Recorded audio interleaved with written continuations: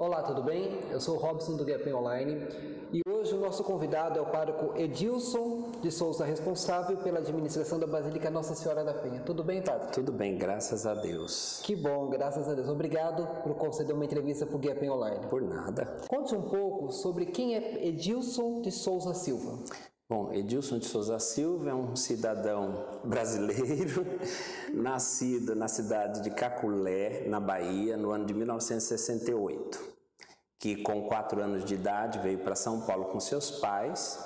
Nos instalamos no bairro de São Miguel Paulista, mais especificamente na Vila Jacuí, onde vivi os primeiros anos aqui em São Paulo, até nos mudarmos para o bairro da Vila União, próximo ali do Terminal E. Carvalho.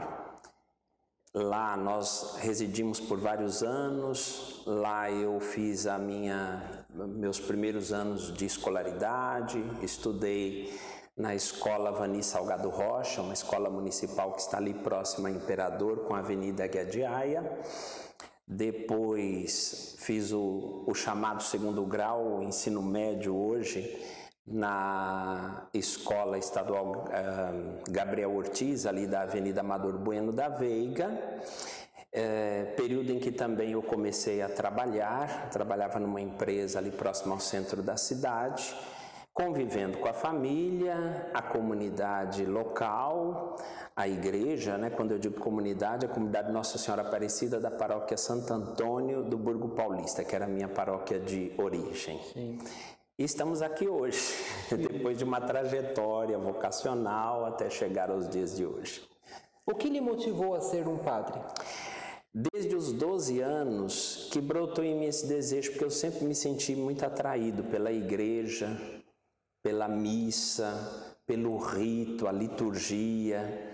E como desde pequeno eu já participava da comunidade, foi quase que uma consequência natural. Nós entendemos que o ser padre é um chamado divino, um chamado de Deus.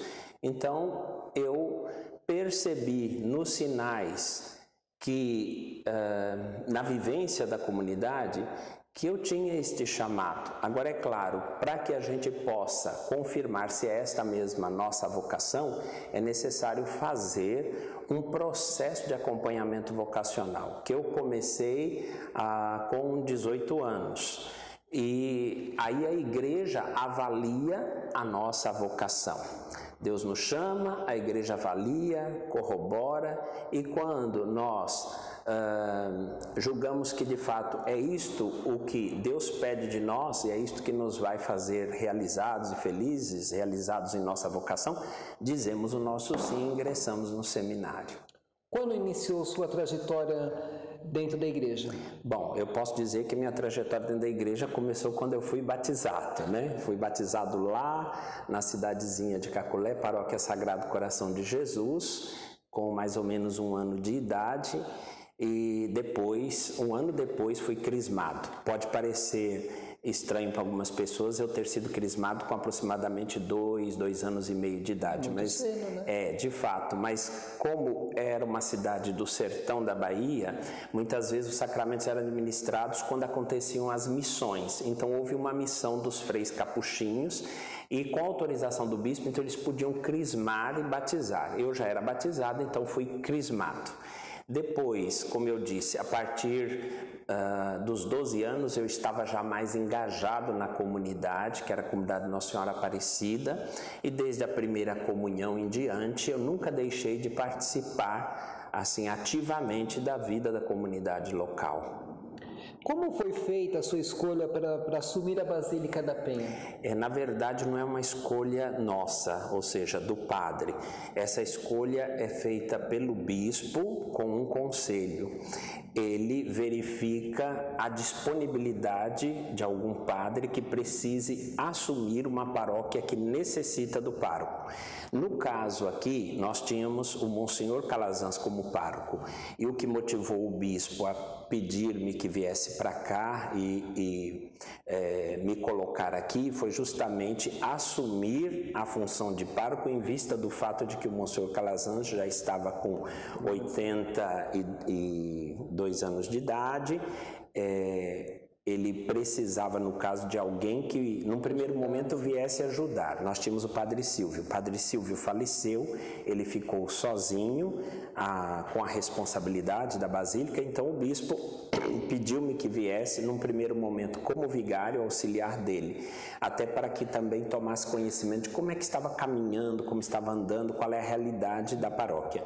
E aí, no dia 31 de dezembro de 2017, ele me fez então pároco, houve a posse de pároco, mas o critério utilizado é sempre o bem pastoral, o bem da comunidade e das pessoas, né? E no caso do Monsenhor, o que motivou a minha vinda para cá e ele deixar de ser pároco é o fator idade, porque na igreja há uma regra de que com 75 anos de idade você pede renúncia da função.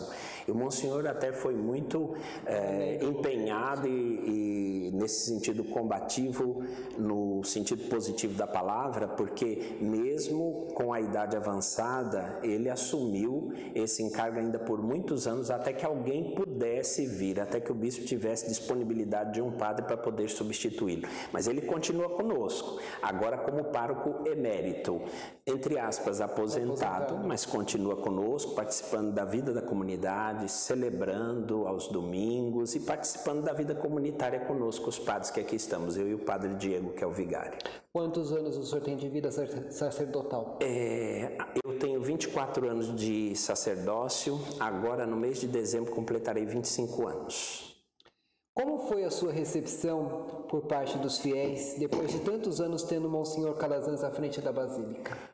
Eu digo que foi muito bem acolhido, porque eu e o Monsenhor já nos conhecemos há muito tempo.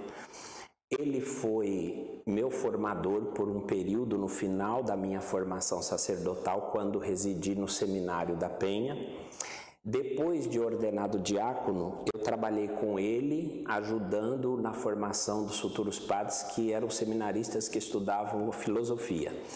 Ordenado padre, eu fui trabalhar na paróquia Santo Antônio de Trindade e continuei morando no seminário, ocupando a função de vice-reitor do Seminário de Filosofia. E o Monsenhor Calazans era o reitor.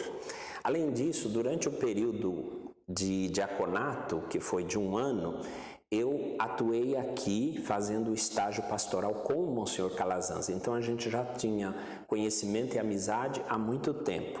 E a acolhida por parte da comunidade também foi muito calorosa, porque eles já me conheciam e a gente nunca perdeu totalmente o contato. Então muitos dos mais antigos paroquianos já sabiam quem era o Padre Edilson, era o seminarista, o diácono Edilson daquele tempo, que voltou agora para assumir esta função. Que bom, né? Pelo menos eles já se conheciam, Sim. Não estranharam as pessoas, né? Porque tem muitas pessoas que acabam uma restrição, alguma coisa. O novo sempre provoca uma reação de preocupação, um certo temor, mas a comunidade aqui já me conhecia, já sabia mais ou menos como é que é o modo de trabalhar do Padre Edilson. Além da Basílica da Penha, o senhor cuida de outras igrejas também? Outras igrejas, não.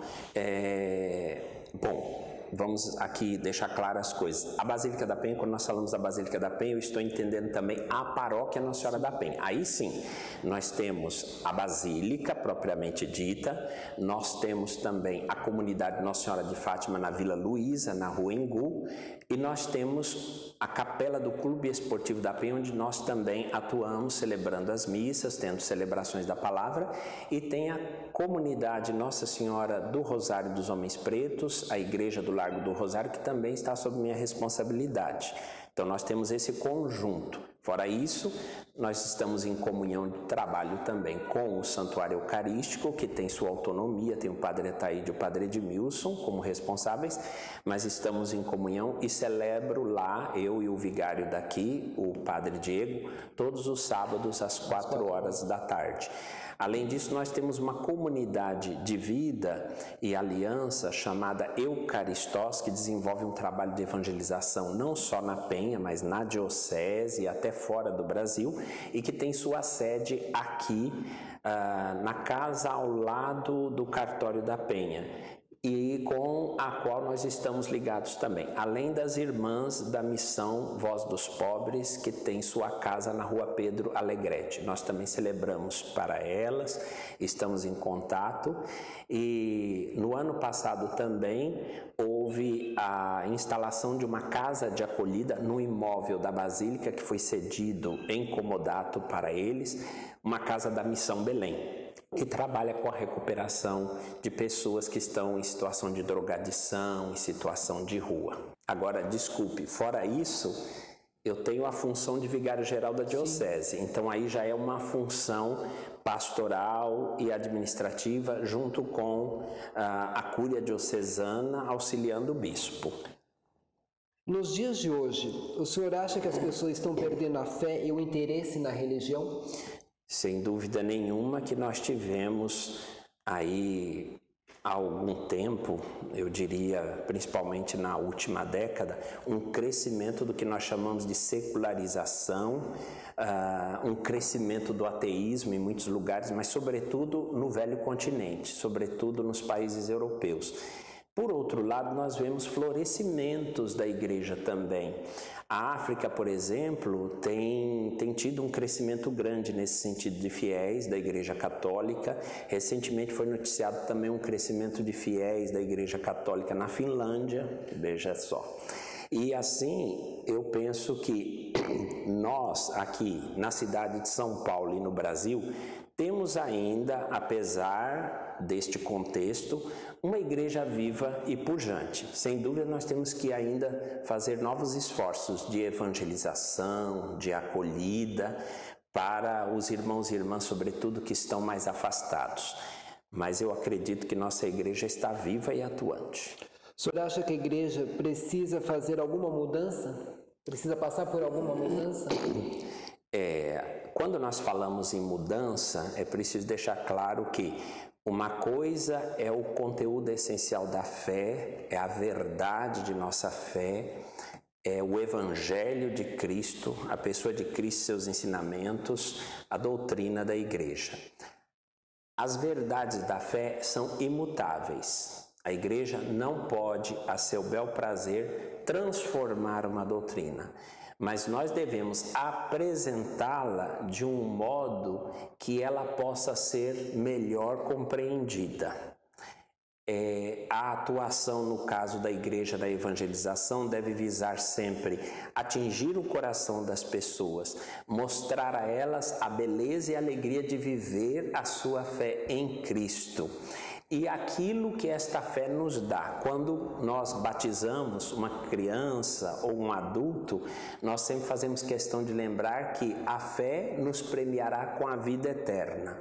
Esta é a grande mensagem. Cristo veio ao mundo, morreu e ressuscitou para nos salvar e nos dar vida plena. A boa nova do Evangelho é esta: Cristo está vivo e os que nele creem também serão vitoriosos sobre o pecado, o mal e a morte. Então é uma mensagem de vida, de salvação, mas ela precisa ser apresentada de uma maneira que as pessoas possam compreender que isso lhes trará felicidade, alegria, paz, e não como um conjunto de proibições, como muitas vezes as pessoas pensam que a religião impõe. Nós dizemos os mandamentos, por exemplo, da lei de Deus, eles não são um conjunto de imposições, censuras ou um monte de proibições. Não, eles são um caminho para a felicidade. Basta pensar, por exemplo, se todos vivessem um mandamento que diz não roubarás, nós teríamos certamente um Brasil e um mundo muito melhor.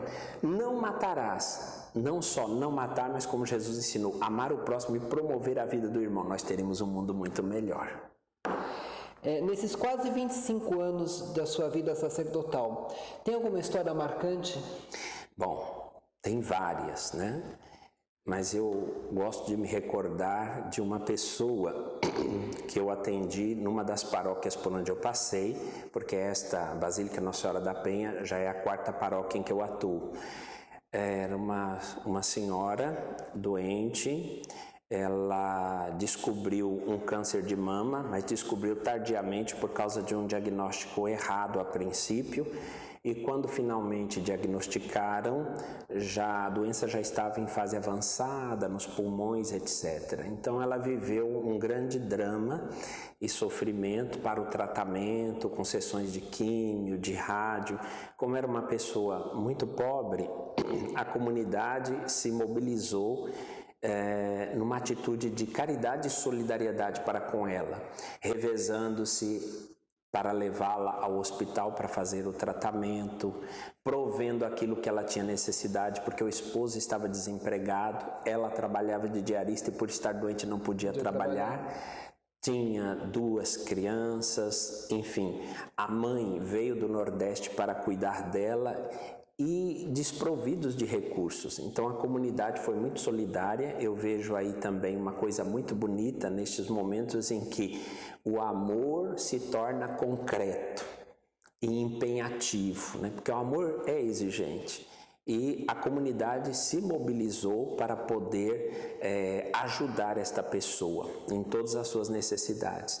E depois a demonstração de fé dela mesma, que numa situação como essa poderia cair numa depressão muito grande, outras pessoas chegariam ao desespero, e bonito era ver que ela mantinha a fé e manteve até o fim a sua fé em Cristo. Eu, na última visita que fiz a ela antes de sua morte, pouco antes dela ser internada, ela estava muito mal e com muita dificuldade de respirar, e eu disse a ela, peguei em sua mão e perguntei a ela: você acredita de fato que depois desta vida há algo muito bom e belo preparado para aqueles que colocam sua fé em Cristo? E ela me disse: eu acredito sim, Padre, com um sorriso, apesar de toda a dor. Então ela fez uma partida serena e convicta de que de fato a morte não tem a palavra final, e sim a vida. Aquele testemunho de fé foi muito marcante. Nos dias de hoje, em que vemos as pessoas cada vez mais materialistas, mais apegadas às coisas que passam, ela foi capaz de perceber a transcendência da vida, ela foi capaz de, na sua fé, perceber o que nos aguarda e o que Deus de bom tem preparado para nós. É um grande testemunho que me marcou. Porque isso é o que nos motiva. Sim, a fé em Deus e a fé na vida eterna. É o que nos dá esperança de continuar. Exatamente. E é o que nos motiva a perseverar no bem. Por que nós não desistimos apesar de todas as dificuldades, apesar de ver tudo acontecendo muitas vezes ao contrário daquilo que nós esperamos, o que Jesus ensinou? Porque nós acreditamos nesta vitória. É isto que nos move. Para finalizar a nossa entrevista, deixa uma mensagem para os moradores da Penha. Bom, para os moradores da Penha, tanto os irmãos e irmãs católicos quanto todos os demais moradores e cidadãos paulistanos que estão aqui, eu digo, a igreja de Nossa Senhora da Penha, a Basílica de Nossa Senhora da Penha, é o santuário da padroeira da cidade de São Paulo, a mãe de Cristo e nossa mãe, aquela que Cristo na cruz deu por mãe ao discípulo amado e a todos os discípulos amados. E eu sei que esta mãe, ela ama a todos, sejam cristãos ou não cristãos, ela ama, intercede e deseja que todos um dia conheçam a verdade.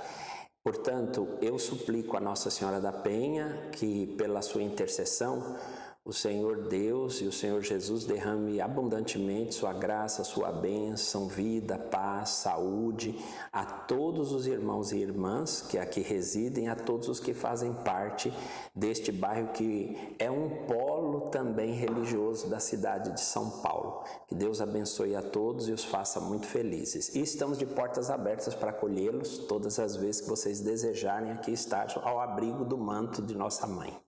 Obrigado, Padre, pela entrevista. Eu que agradeço. Deus abençoe. Muito obrigado a todos.